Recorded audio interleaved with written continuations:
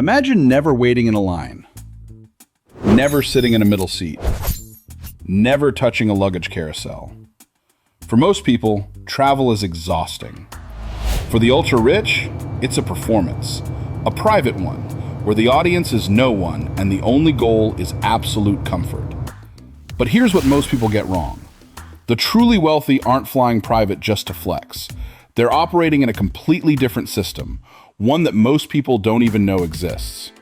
Today, we're pulling back the curtain on 15 ways the ultra-rich travel the world, and almost none of them involve what you'd expect. Let's begin. Number 1, they don't use airports.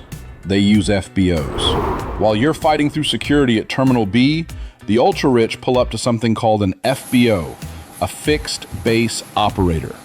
It's a private terminal. No lines, no crowds, no public. Just a lounge that looks like a 5-star hotel lobby. A short walk to your plane and wheels up in under 20 minutes.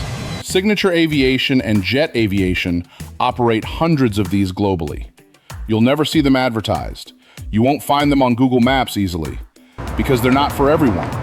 And if you think that's a different world, wait until you hear how they actually get on the plane.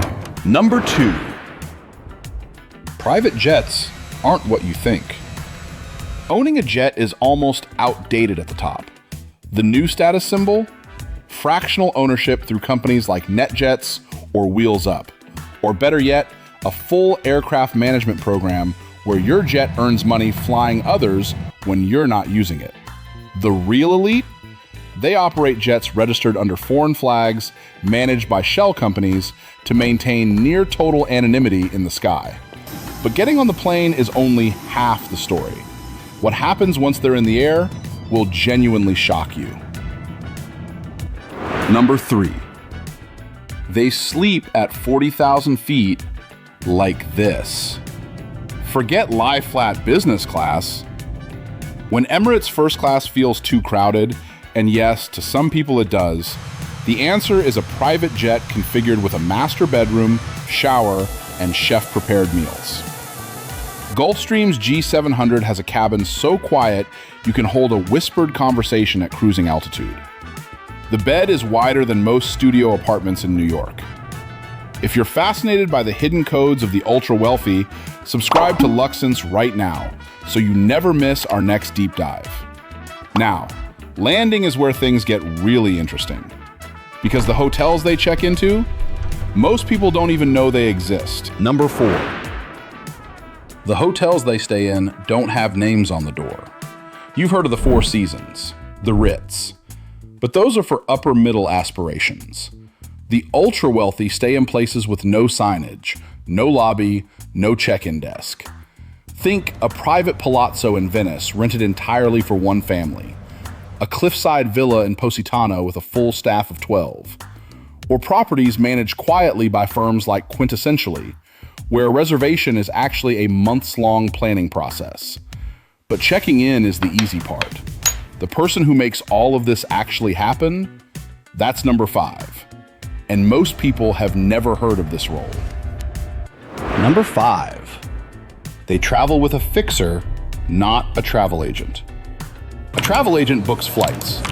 A fixer makes problems disappear. The ultra-rich retain what's called a conciergerie, a private travel architect who handles everything from diplomatic introductions in foreign cities to sourcing rare restaurant reservations that don't exist publicly. Eden, Knightsbridge Circle, and Velocity Black are among the most exclusive. Membership isn't applied for, it's offered. But here's the part nobody talks about. Their bags never go through a carousel, not even close. Number 6, their luggage arrives before they do. Luggage delivery services exist for the merely wealthy, but at the top tier, a dedicated travel coordinator ships, stores, and manages entire wardrobes internationally. Some clients keep duplicate wardrobes in their 3 most visited cities, so they literally arrive with nothing and have everything waiting. And speaking of arriving, number 7 reveals exactly how they cross borders, and it's something most governments quietly allow. Number 7, they cross borders differently.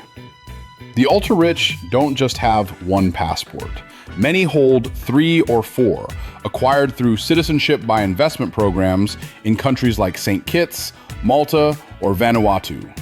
Some cost as little as $130,000. Others require over $1 million.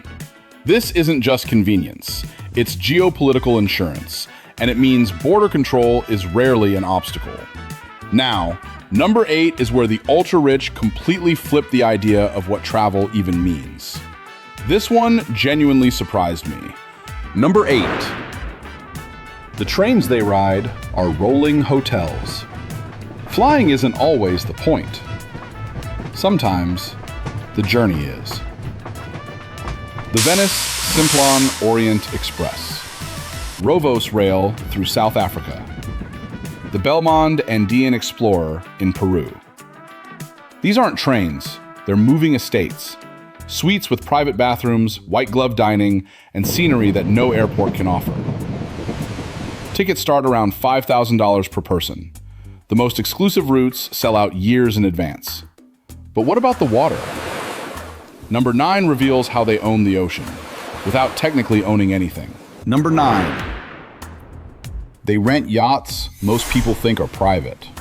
That 200-foot superyacht anchored off Sardinia, it's almost certainly a charter. Even billionaires rarely own mega yachts outright. The cost to maintain one exceeds $20 million per year. Instead, through brokers like Fraser Yachts or Burgess, they charter vessels for $500,000 to $2 million per week. Crew of 20, private chef, submarine and seaplane included. And no one on shore knows the difference. Number 10 is one most people never think about, but once you hear it, you'll realize it makes complete sense. Number 10. Medical teams travel with them. This one surprises people. High net worth travelers increasingly travel with a private physician, not just for emergencies, but for proactive health management while abroad. Some have a dedicated doctor on call who boards the jet if a trip exceeds 2 weeks. Because when your net worth is 9 or 10 figures, your health isn't a personal matter. It's a business continuity issue. But number 11, this is the one that separates the merely rich from the truly untouchable. These are destinations that don't exist on any map you can buy. Number 11, they access places that don't exist to the public.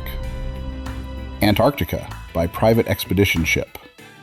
The Svalbard Archipelago by chartered icebreaker.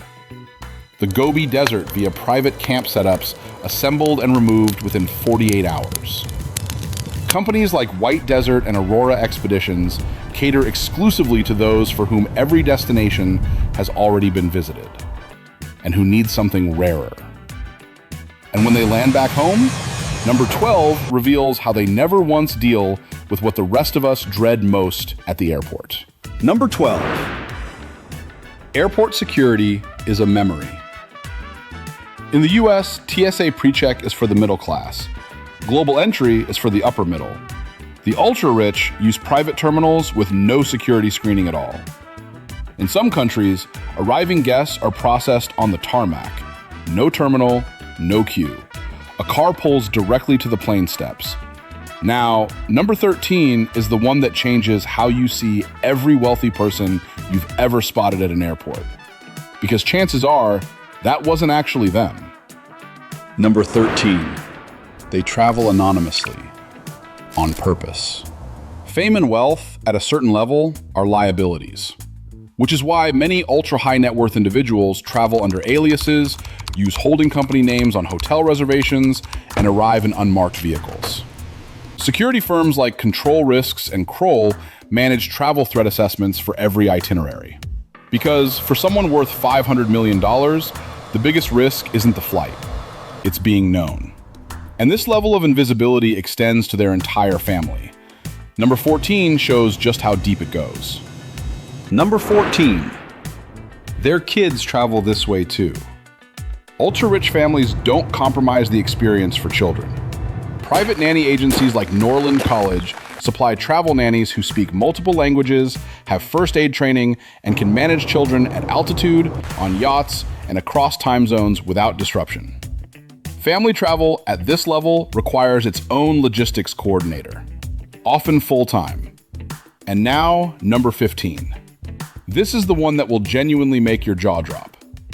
Because some of the wealthiest people in the world travel to places that officially don't exist on their schedule at all.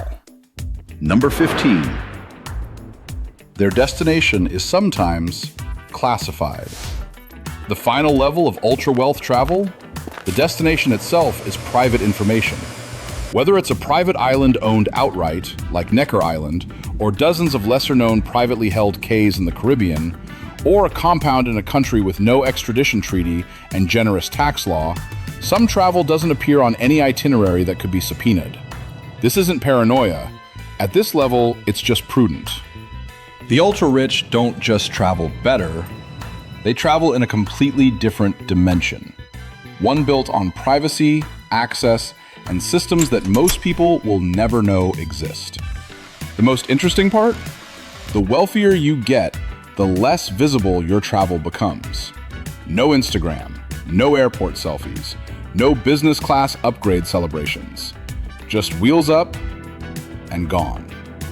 Drop in the comments which one of these surprised you most. And if money were truly no object, where would you go first?